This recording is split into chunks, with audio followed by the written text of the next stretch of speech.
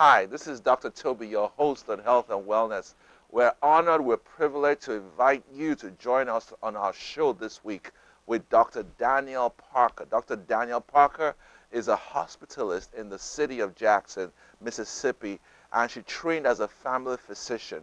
She came all the way from Chicago, settled into the University of Mississippi Medical Center, did her medical school, went on to do her residency at the Meridian Hospital program under the Rush Hospital Systems. And she's been working now at the Dominican Hospital in Jackson for about 5 to 6 years. You will be privileged to know this young lady of faith. She's a minority. She's a daughter to pastors. She's the third in a family of five. She's a woman of dogged determination who, through all the upheavals, kept on going. You don't want to miss what she has to say. She'll inspire you, she will encourage you, and she'll bless your life. God bless you. In Jesus' name.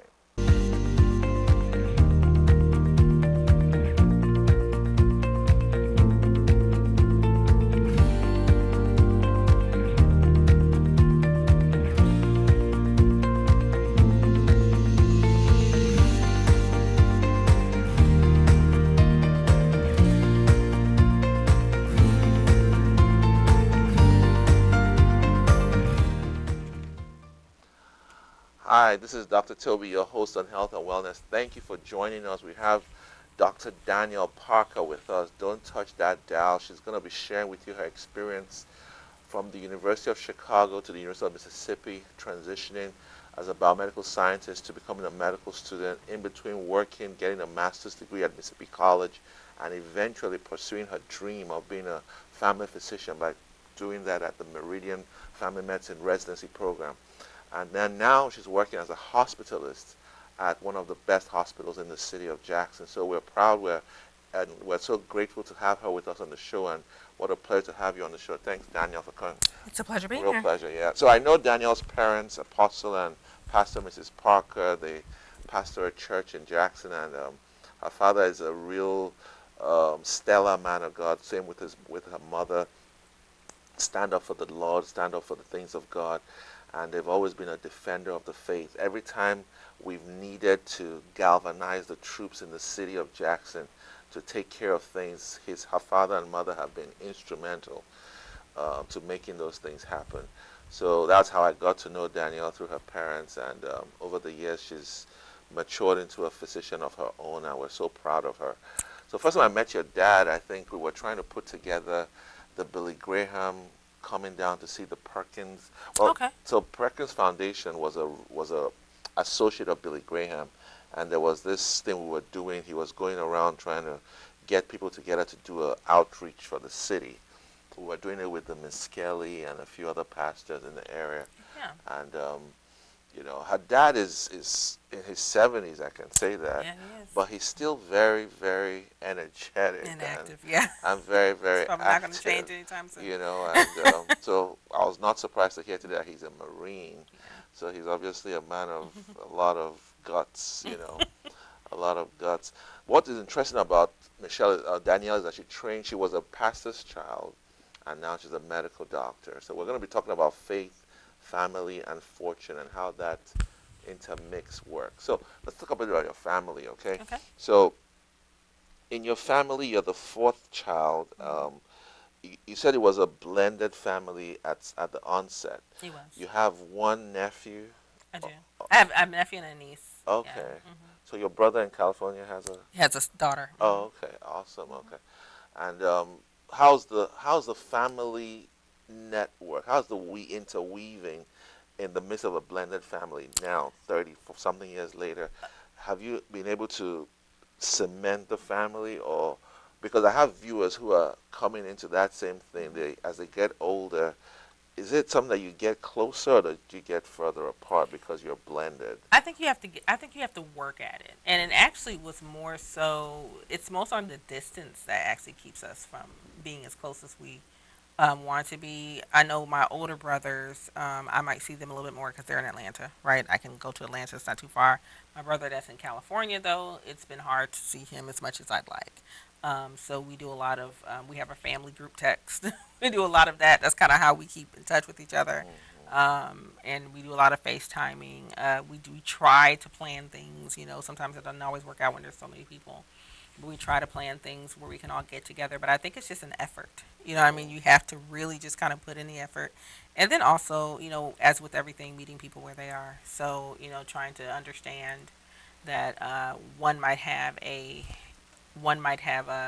challenge with this thing while another person doesn't have so much of a challenge, then I might be the one to make that goal and meet you where make the effort to meet you where you are. So I think that's important when it comes to family relationships and trying to make sure that everybody keeps in touch and understands what's Well, going I on. think I think the biggest challenge with blended families, if I may say, is the difficulty with impartiality. So, Oh, sure. unfortunately, sometimes because somebody is from this side, they become partial. After all, he's not your son; he's Right, my son, right, and right, you know they treat him with some partiality. right, right. So that's the question. So in your family, do you have those divisions? Maybe favorites, maybe I can't. mommy's handbag or daddy's Right. pet or I really can't say. I mean, I really can't say that we really did. I will say there probably was a difference in their child rearing from the very beginning to the end, right? So I'm part of the three that came from their marriage, and that right. and we were much younger than the other two, right? And so I think that made a difference in that there wasn't much expected of us in the very beginning because we were much younger. So I think my older brother got kind of like a harder rearing because he was there in the very beginning and older in the very beginning. Whereas like we were kind of like the spoiled the spoiled kids, in the very beginning. And so I think that made a difference. I don't know if it was because, he was my mother's child and my dad's child was my dad's child. I think it was more like because they were 10 to 12 years older than we Oh, were, right. and so there was a difference in what was expected of them versus what was expected of us. Now I do think that um, I do think that my parents did go out of their way to make sure that we recognized that there was no difference between them, right? So, my father wasn't going to treat us any differently than he treated my brother. That was, that came into the family from my mother's side. I mean, he made that very clear that he wasn't going to draw lines, and so I think that was important that they made it They clear that made that that wasn't going to clear. happen. Wow. Yeah, yeah, Obviously, throughout your medical school, they all supported you. They yes, all thank God. they all gave you because a lot of us don't talk about this, but one of the dynamics you see in blended families is envy. Mm. Okay, yeah. One part of the family feels you're Mm-hmm. ambitious, you're a go-getter, and unfortunately, like in the story of Joseph and his brothers, who were all from different women, That's true. Yeah. envy comes into the picture Hmm. to the point that they wanted to kill Joseph. Yeah. Yeah. So you've never felt that way, of course.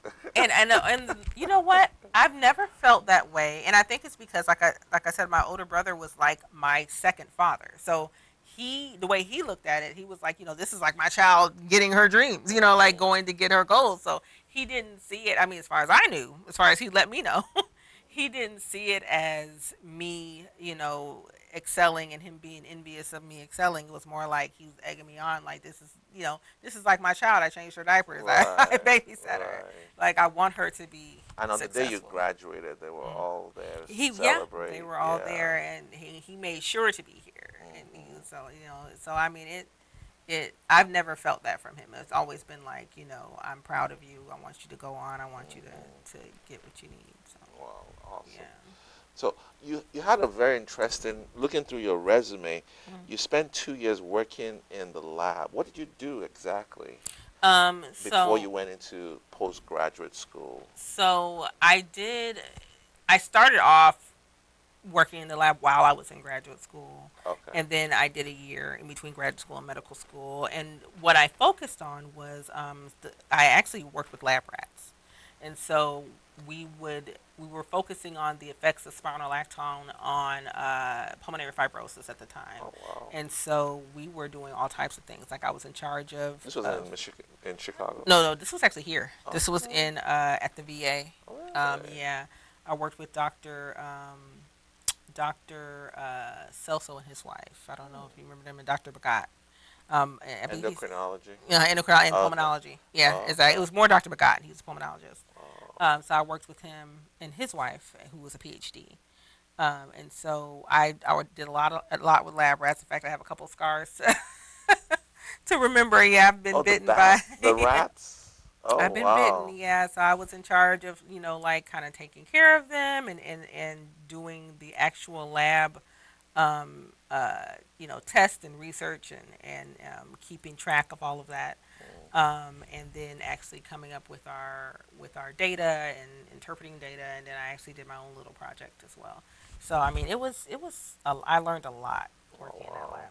Hands-on experience. Hmm. Now, in between final year of medical school, graduation, and residency, you had some time off. I did. What did you work as then? So I worked at the simulation center, which also was a really good experience for So you me. had a lot of life experiences. Exactly, I really did. So right after medical school, I was able to work there for about 2 years actually, and we did a lot. So I mean, we were able to work with different departments within the medical, whether it be residency, fellowship, or the medical students. So it kind of ranged Training. training Uh, exactly. So it kind of ranged from where it be training with codes. We even trained a lot of the paramedics when it came to like mm. some of the emergency So you should be running procedures. the codes. I used to teach. I used to teach how to run codes. Yeah, exactly. Intubations. We worked a lot with the pulmonary fellowship. We did a lot of things. So it was, So was it that was a a lot. difficult time for you? I mean, you had finished medical school, you were waiting to get in residency, but you were doing this It as a was. Um, shortfall, if I may use that word, as a stopgap. That's the yeah, word. it was a difficult time because I kind of had to keep the faith that I was going to get into a residency Hmm. program, and so it was a difficult time because while other people were telling me I should probably weigh other options, right? Like I'd been to medical school, had done that work, finished my testing, had done that work, and then people are telling me, well, maybe you should consider, doing nurse practitioning or doing something completely different because it's taking you so long to jump from medical school to residency. Hmm. But like I said, I credit my family and God for that And you because stayed in the medical environment. exactly. I made You didn't sure want to to stay in the medical leave the environment. medical Exactly, environment. because I felt like if I were adjacent to it, I wouldn't lose those skills. Right. So I'm very thankful for that job because And it I'm sure truly helped those me with things those came skills. in useful during It residency. truly did. I mean, Yeah. because when it came to intubating people, I could do that Oh, really? quite easily. I mean, compared to my counterparts who hadn't done it Who before, hadn't done really. it? You know what I Yeah, mean? yeah. When it came to running codes that came. In fact, I actually led a research basically like a research program or whatever that we did at the hospital in Meridian on how well we run codes and the Oh, time from when the code is called to when people show up to what we nice. do and how trained we are. So I mean, And it what came you in don't handy. realize is that that experience makes you more compassionate to people who have Oh, most definitely. exam test taking Yeah, difficulties. most definitely, most So now when definitely. you meet them, you're not just saying you don't know what you're doing. Right, I You're actually can asking them, given you right exactly. let me I hear can what's going on. exactly. I can, and I have had some mentees that God has blessed me to help um, since I've actually graduated from residency and in residency. And we can have a real deep conversation about why we're having the problems that we're having. I think sometimes, um, you know, the saying, if you do something over and over again and get the same result, that's the definition of of Insanity. insanity.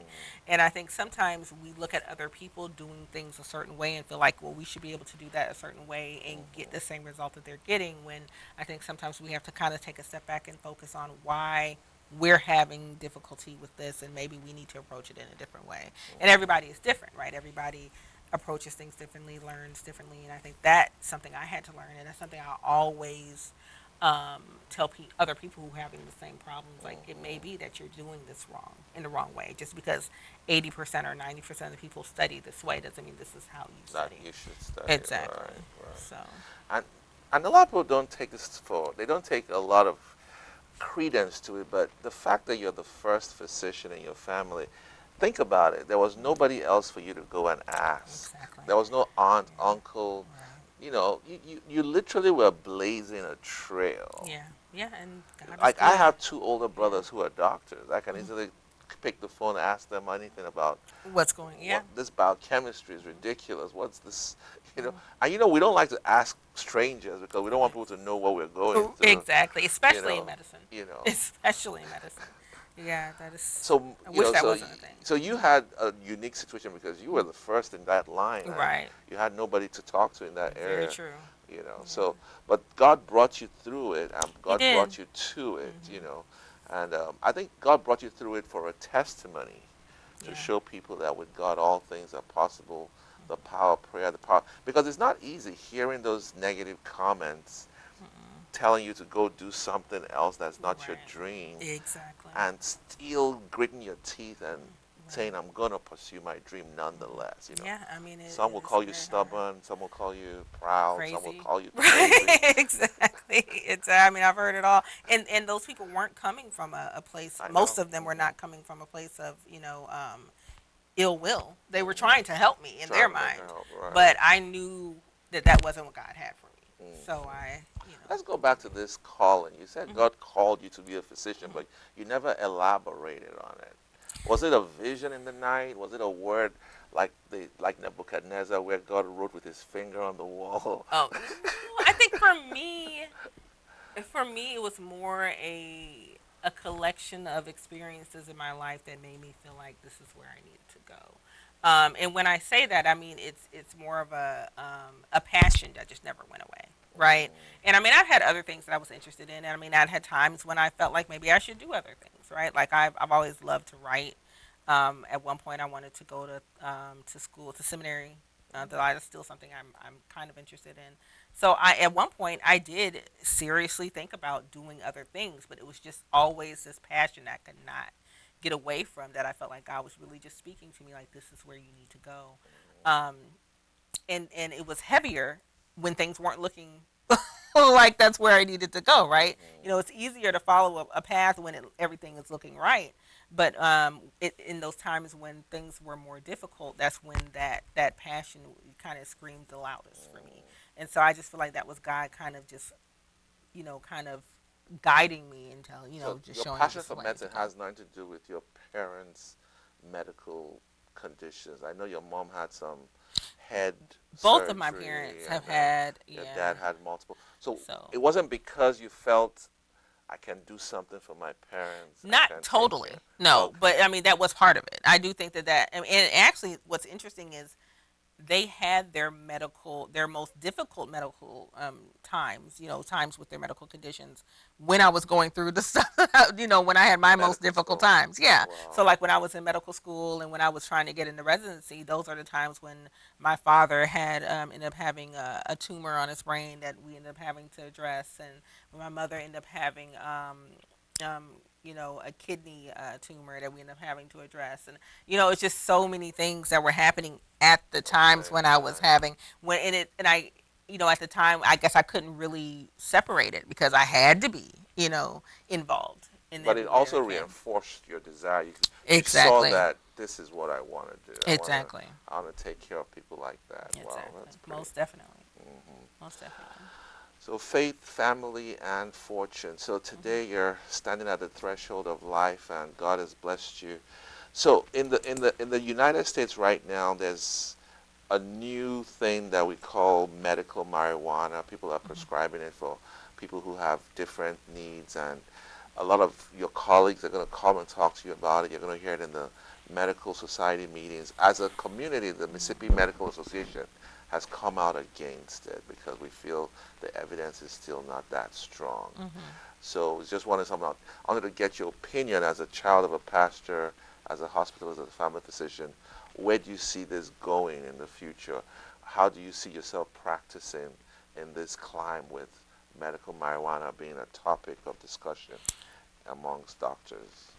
I tend to fall into the group of we need more research on it. I think that there's more research that needs to be done about how we want to use medical marijuana.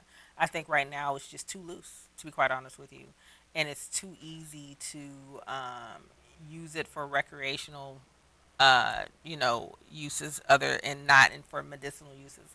Now, I'm not going to say that there's no medicinal use for marijuana. I'm not trying to say that, but I do feel like we as a medical uh, as a medical community, need to have very we need to have definitions for how we want to use this, and I don't think we Right. have. I don't think those exist in the way that they should right now. I think we still have some work to do. To be honest with you, Hmm. so that's how I feel about Yeah. medical marijuana so far. And that's the official policy from Mississippi, even from the, I think it's called the AMA, American Medical Association. Hmm. More research is needed. Hmm. In UMC, we use it for a unique group of people who have what they call, um, it's a kind of seizure, Lennox-Gastaut seizures, but Hmm. it's very defined. It's Right. not just Exactly. across the board. So Exactly. we're going to be talking a lot about this in Mississippi, in Louisiana.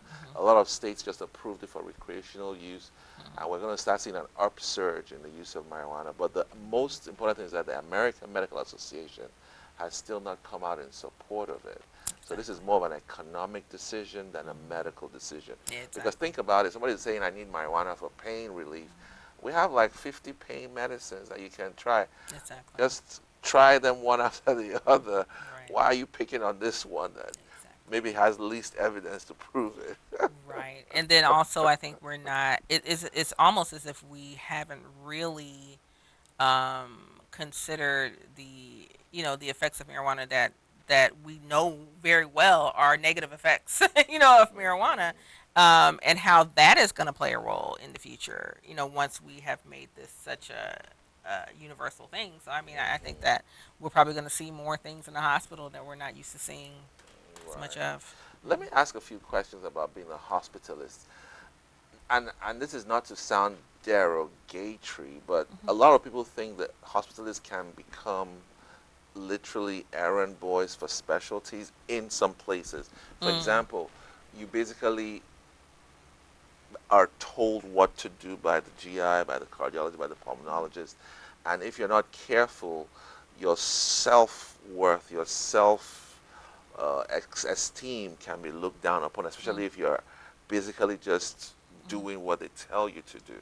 Mm. So some people have said these are some of the cons of being a hospitalist. It's almost like you're being their um, duty. You're at their Mm. duty, and they tell you what to do. Unlike if you own the patient, and when I Mm. say own the patient, I mean it's your patient in the clinic. Mm. You brought the patient in. You're the one telling the cardiologist what you want, Right. literally. Right. Right. You are the one telling the pulmonologist what you want. Do you see Hmm. the difference? I do. So a traditional family physician comes from a place of strength, Hmm. while a hospitalist almost not all the time, Hmm. almost comes from a place of weakness, Hmm. because they're telling you what their specialty is, and the Hmm. hospital employed them, and it's almost like the hospital expects them to tell you what to do. So have Hmm. you found that difference? Is that something you've seen in your practice in the last Um, 3 years as a hospitalist?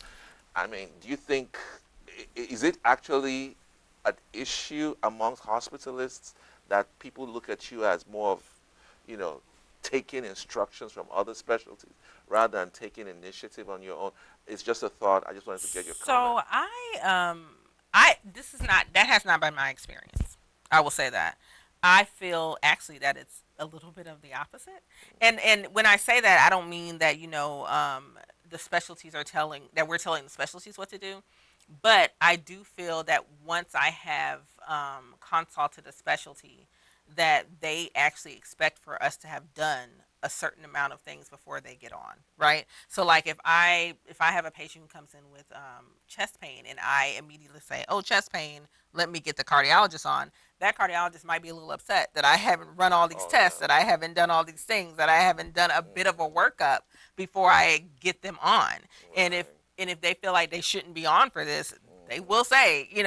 I don't feel like there's a The reason for me to question is be this: here. if I own So, that patient, mhm. and if it was my patient, and the cardiologist said I want to do a stress test, I can tell the hospital, the cardiologist, I don't want to do a stress test. Oh, I see I what you're don't saying. think he needs a Mhm. stress test.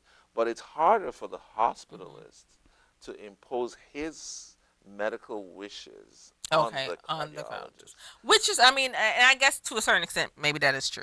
That Hmm. that So if some people I have noticed decided it, that and I didn't want that, then I would probably have to go. It probably would make it a little bit harder because I would have to go to the cardiologist and the patient and say, I don't feel like this is something that needs to be done.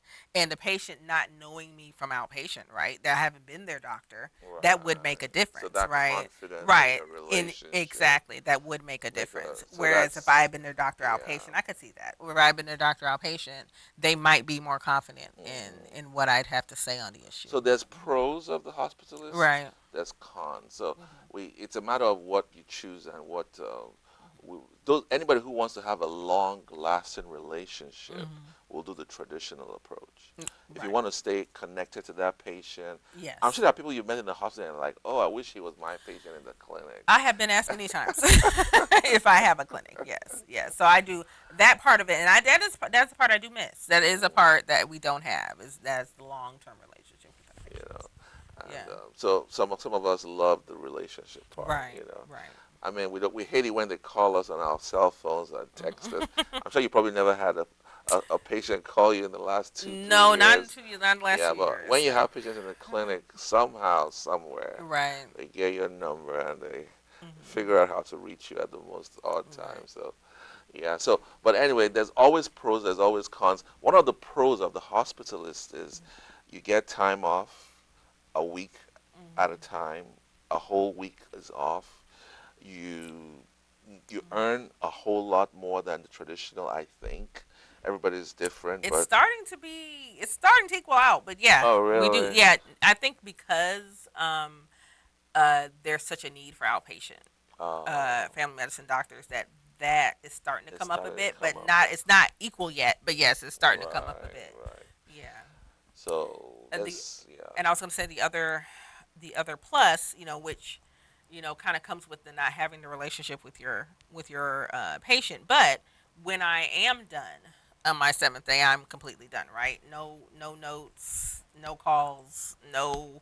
I'm not looking at different records. Like my colleagues take over Right. completely. So that is something that That is it's beneficial. beneficial that I'm actually Right. done. Whereas I think with outpatient, talking to a lot Oh of my no, no, colleagues, you you're never never stop. done, right? You take Right. your work It's home, always there, and exactly. So, it's text, emails, and right. Epic or whatever Mhm. EHR you have. So Mhm. we've been here talking with Danielle Parker. Danielle is our quintessential African American family physician, come hospitalist. She hopes to do maybe in the future hospice medicine. She maybe even hopes to get a degree in theology and pursue ministry. Maybe take over her father's church. Who knows? And the future is bright for Parker. And we're so glad that she's one of our guests on the show. And I'm sure you've been blessed just talking to her and hearing her story of faith, her story of fortune, her story of family. It hasn't always been a rosy road for the Parkers, but they stayed together and God brought them to this point. Amen. Never forget, with Jesus, all things are possible. God bless you in Jesus' name.